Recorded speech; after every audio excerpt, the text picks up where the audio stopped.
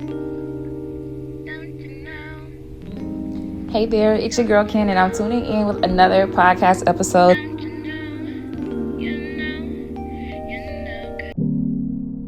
Hey, it's your girl Ken, and I'm tuning in with a very quick podcast episode. As I was sitting here today, it was part 2 of a very rough day after meeting with my mother after something really huge conspired, and it wasn't good for my mental health. After the crash and burn of basically our entire family dynamic, not just immediate, but like growing into like other family dynamics that I'll never get to touch on, I find myself homeless, sleeping on the street overnight for the first time in my life, outside with no one to call, no one to consider. Being actively rejected and hurt at the same time. After all of the things transpired, and I have shelter now, and a lot of people are blocked, and a lot of numbers aren't going to be reached out to, and a lot of people aren't going to have access to me, I sit with myself for weeks. And in these weeks, which felt like a long time, but also very quick, I realized in my attempt to try to reintroduce myself to the world, I noticed that I don't know who I am. I had spent so much time trying to be right, trying to be holy, trying to be all of these things, at least from the ages of, let's say, 21, from the of 21, or maybe, I'm not sure when it started, when I had actively was trying to be something I wasn't, where little by little, I ended up siphoning my true self in order to fit the boxes and the criteria of what everybody else wanted and expected of me.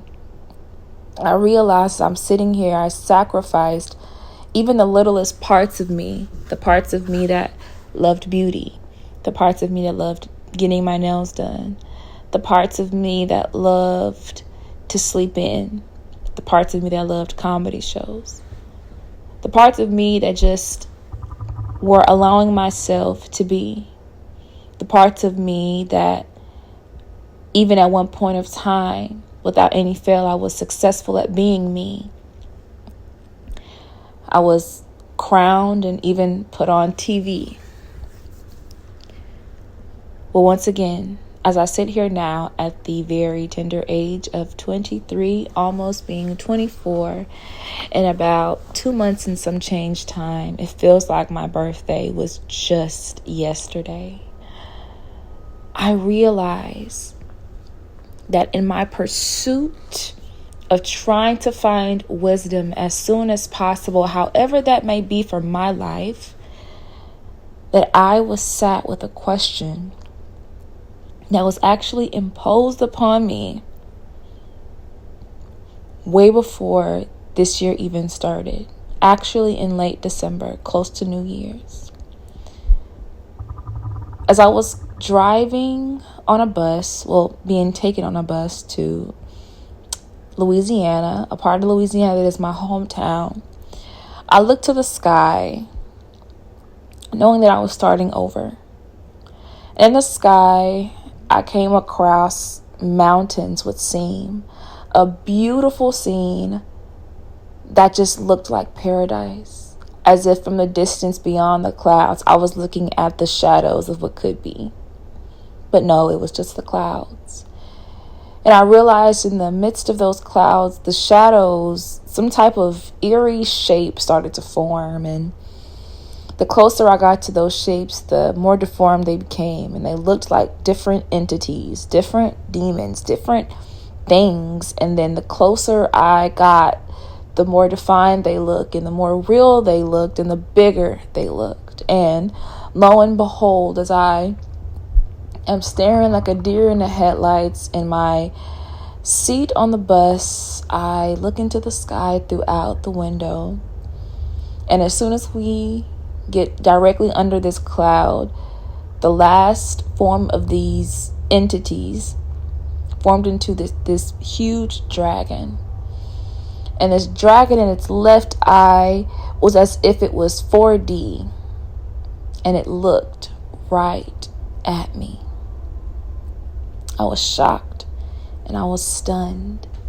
And a little bit after seeing that dragon, I looked into the sky and I saw just the tiniest sliver of rainbow that I tried to show the passengers directly to my left, who spoke very little to basically no English, that the little rainbow was there, but no one could see it but me. Maybe it was only meant for me. But as the weeks went along, as I was watching TV with family, dragons kept appearing. Dragons on the end of the world, and the dragon on specifically Kung Fu Panda, where in particularly in the scene where it was holding the scroll, I looked at the TV and saw a dragon looking down. And I said, wait, that looks awfully familiar. And after I saw that, I started to really tune in to the movie of Kung Fu Panda, right? Who knew? However, I realized that it was holding a scroll. That on that scroll, which was ancient wisdom, when it was opened and unveiled, it was a gold film that showed a reflection of oneself. The secret to being the dragon warrior was that of an image reflected back to oneself. No one understood its meaning, at least the Kung Fu Panda didn't anyway. Neither did the sensei. But as time went on, and as natural events conspired, Po meeting his real family and understanding who he truly was, without really understanding who he truly was, he ended up finding that exactly who he was and also who he had become was going to be the key to defeating the enemy. Actually, it defeated all of his enemies. And then after thinking about this, sitting here, I thought about one very interesting thing. That turtle. And the fact that the sensei said that he sat in a cave for 10 years asking himself this one question. Who am I? Fast forwarding about 40 or 50 odd some days, I've seen my dragons. I've met some dragons. But I've also learned that dragon represents prosperity. And to fast forward, I've seen so many posts and reels on TikTok, but one in particular informed me that this year, 2024, would be the year of the dragon. And then, lo and behold, for it to get even deeper, my birthday, or rather my birth month, is in Chinese culture symbolized as a dragon. So what does this all mean? And my answer is exactly. So fast forwarding to now, after being defeated and in a way seeing myself clearly now as I ever have, walking head first, shoulders out, chest up into my new beginning, I find myself breaking down, crying yet again. And I said to myself, I don't even know who I am.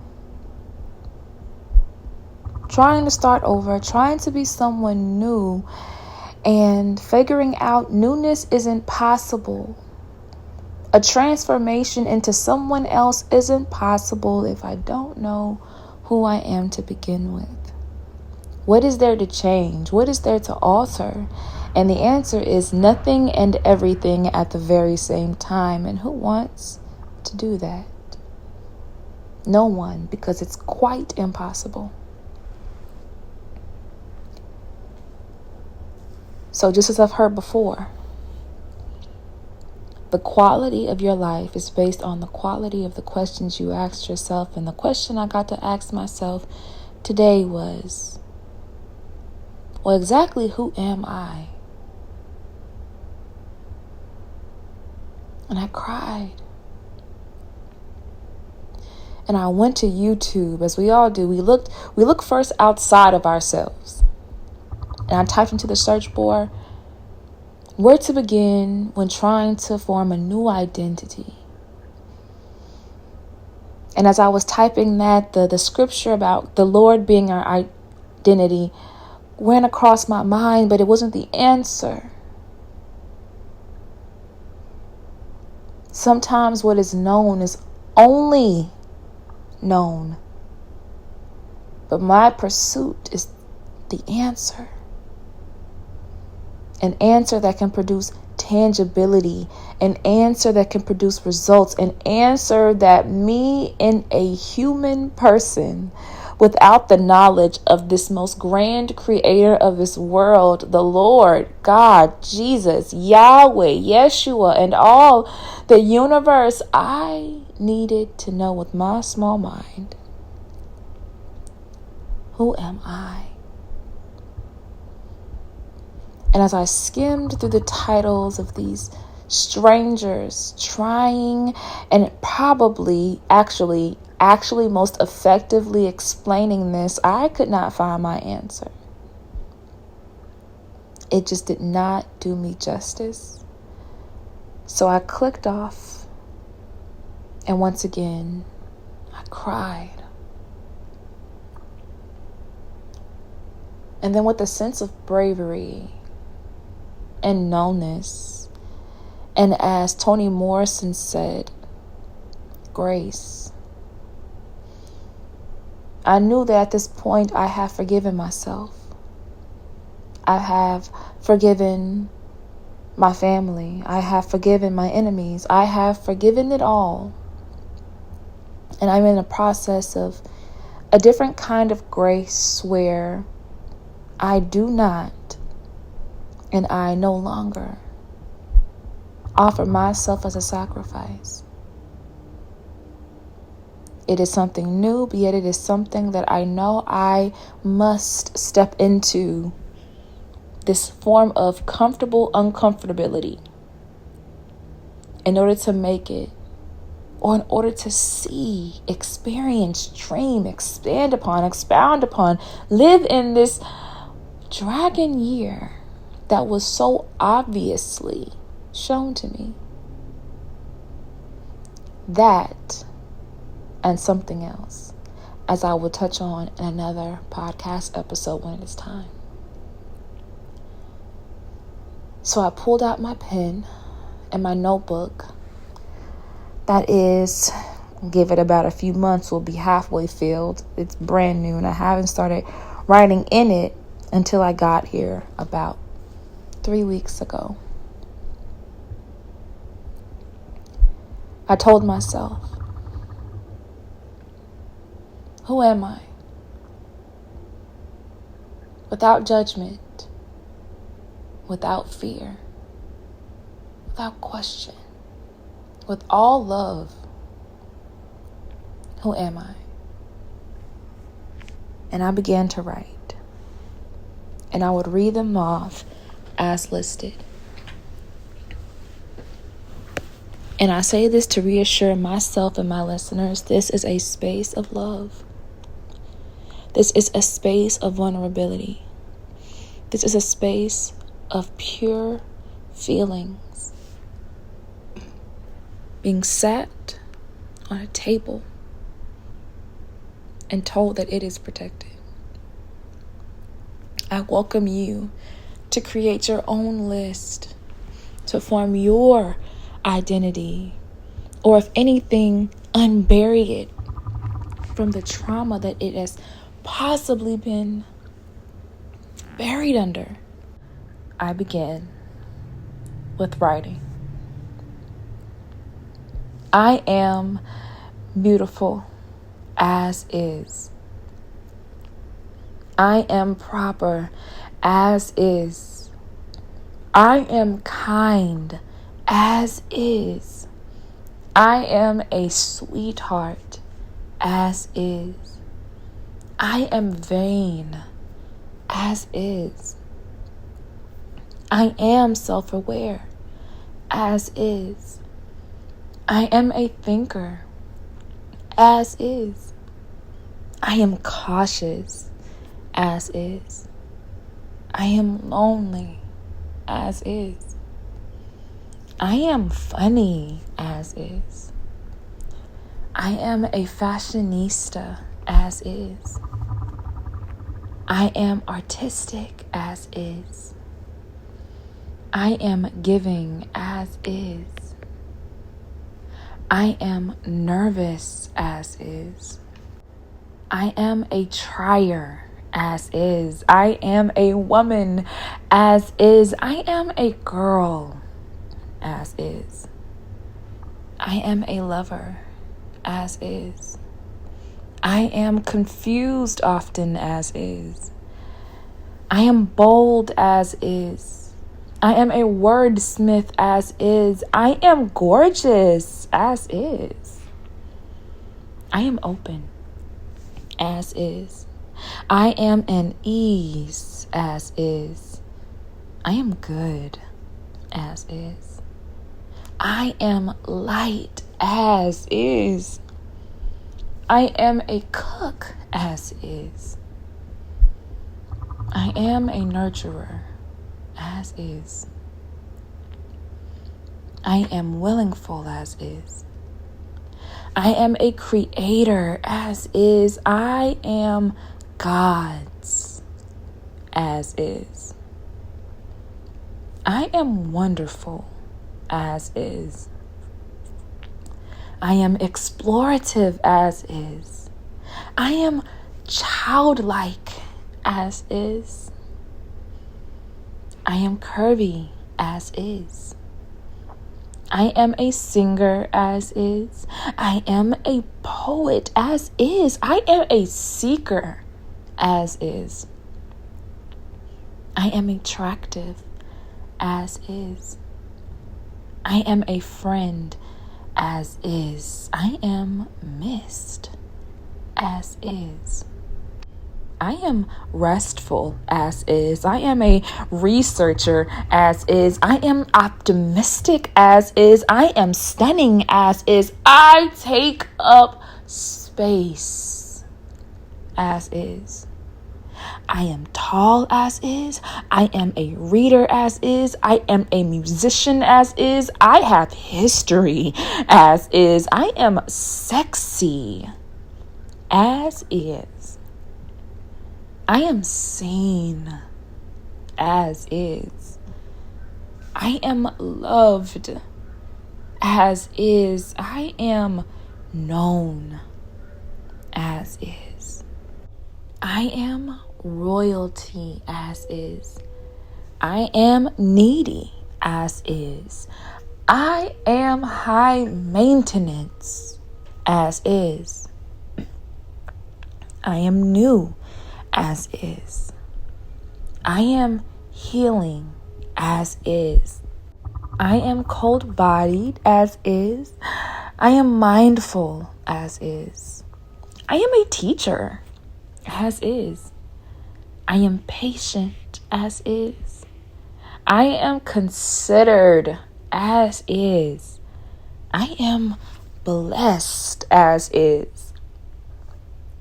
I am sought after as is. I am evolving as is. I am elevating as is.